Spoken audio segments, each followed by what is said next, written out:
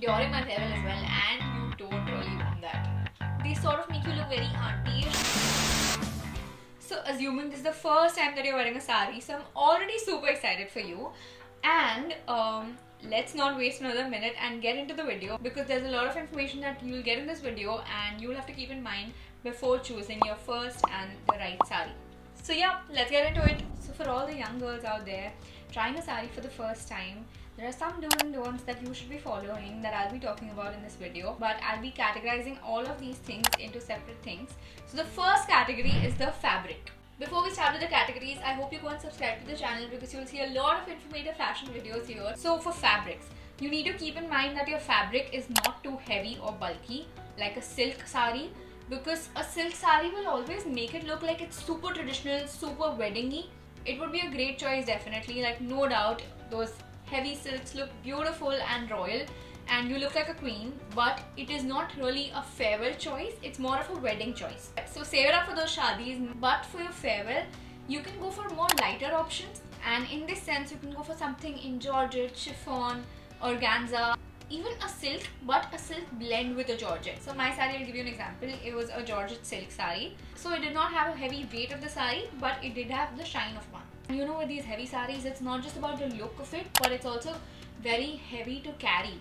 If you're wearing a sari for the very first time, you are going to get overwhelmed by it. You might be a little nervous, you might be excited, but in all, you're very excited to wear a sari and you want the entire experience to go very smooth.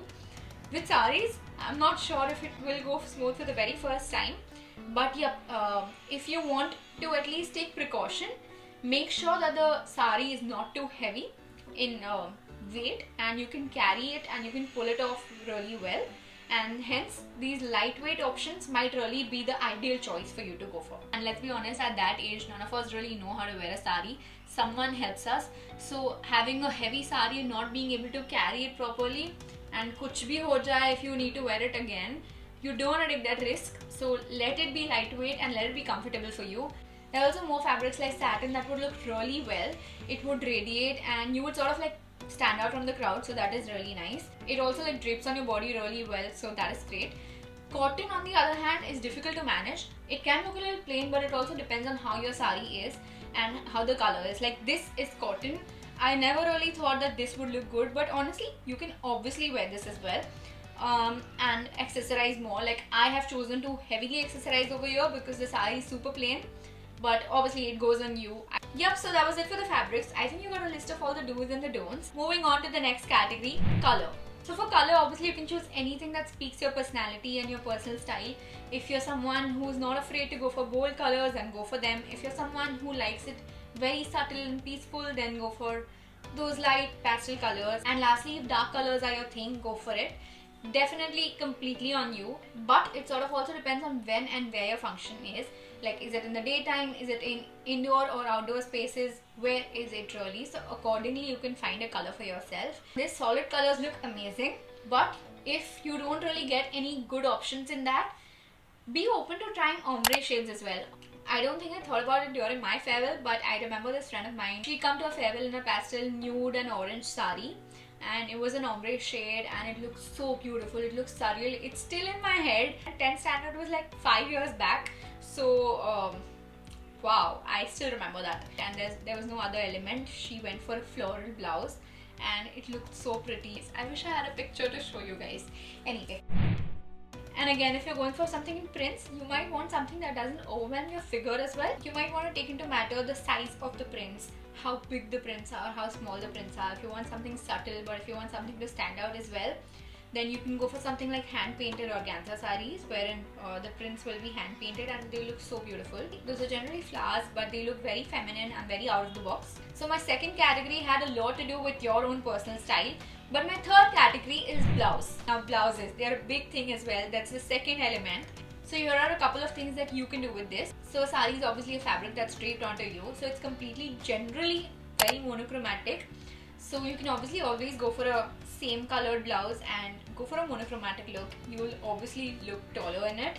But you can always tweak up things a bit and go for a different blouse. In different, I mean like a contrasting blouse. So if I had to wear a contrasting blouse with this, I could obviously go for something in silver because this has a silver border, or I could go for a different, very extra color, that would be an orange. You can obviously also go for something printed and break the monotony. Like if the saree is solid, go for a printed blouse, or you can go for something embroidered as well, if not the entire saree in that very weddingy way. The blouse can obviously be very up there.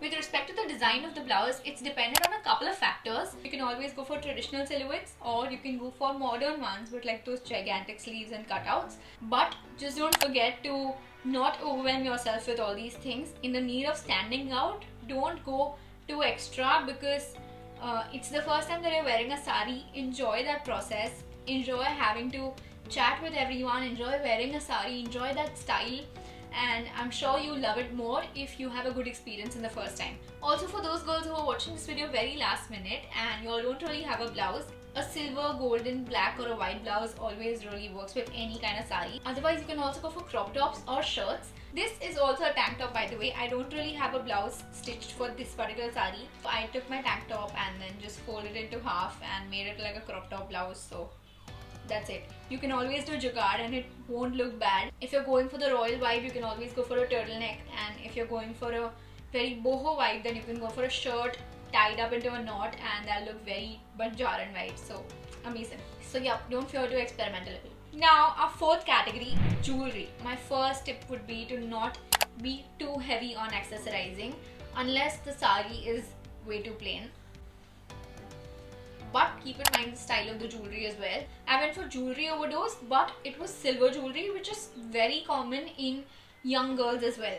So it does not look too overwhelming. But if it was something way too heavy or even light but in gold but too much, then it would look very weddingy again. So make sure that you keep weddings and farewells separate. There are two things that you can do with jewelry.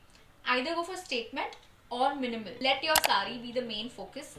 That's the main character, and these little accessories are going to be the ones that are going to support you.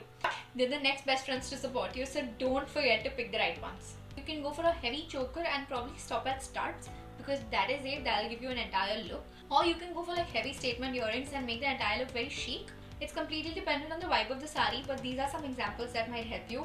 If you just want to keep one statement accessory, then these could be the options. So just a big thing, make sure that saree nikhar ke aani chahiye, and these will be your support systems. Fifth and the second last category, footwear. Now to assume what kind of footwear would you wear, it would be either heels or something in flats. Heels, I know that you might have a lot of experience in wearing stilettos. A lot of you might not as well, but just even if you do, don't go for it, because you might not have an experience of wearing a saree, and saree is difficult to carry. This does not mean that you don't need to go for heels. Go for them, but go for wedges or platforms or block heels. All these things will give you more comfort and more foot space. Now obviously if you're not a heel person, you can obviously go for juttis, and a different option is also to go for sneakers. Nowadays shoes look so good on Indian as well. In fact, it's a trend that's been going on since a long time, and people are now confident to pull it off, so go for it. It'll definitely look good. You obviously have white sneakers. Otherwise, there's one brand that I really like as well, and I'll be mentioning their link in the description, so definitely go and check it. Now to do with my last category, the hair and the makeup. Honestly, with makeup, go crazy, but not bridal. You don't want to get your makeup done like you're a dulhan or you're going for a chacha's wedding, because no. For eyes, you always have a lot to play with graphic eyeliners, or if you want to go traditional, you can always go for the winged eyeliners, anything that suits your personality. Out of all these things, I love going traditional with a wing, but I also really love colored mascaras. That's my new favorite thing, so definitely recommending that. Just don't make your look too cakey, because you're going to be there for a longer time and you want your makeup to settle in and not look too patchy. And with the hair, oh my god, I've seen people go crazy during my farewell as well, and avoid those weird hairdos, those weird hair buns, or even just hair kept in a very different way, styled in a very different way. Avoid those weird things, because honestly they look weird in a wedding as well. I remember when I was young, I tried these hairstyles in one of my relatives' weddings, and both mom and I hated it and sort of like opened it as well. So you don't really want to go for those weird hairstyles just because it's coming from a professional, because they sort of make you look very auntie-ish, and they don't look good on aunties as well. Keep your hair open, maybe give them soft curls or straighten them as you wish. A side swept parting would also look good, a middle parting would also look good. Anything, but just like keep it more natural on that side. If it is something that is too much to handle, then obviously you can make a bun, a loose bun, a messy bun, or like a side braid, anything, but just make sure that it doesn't again go very weddingy. A lot of this video is actually that please don't become too weddingy. Farewell is separate. ये तुम्हारा school farewell हो रहा है, तुम्हारा farewell नहीं हो रहा है. Okay, those were it for my categories. Now let's get on to the do's and don'ts. First thing, make sure you're using your safety pins right. Just keeping your pallu like that, thinking it might not fall or you can handle it. No girl, you just need to pin it right onto your blouse and that'll be okay.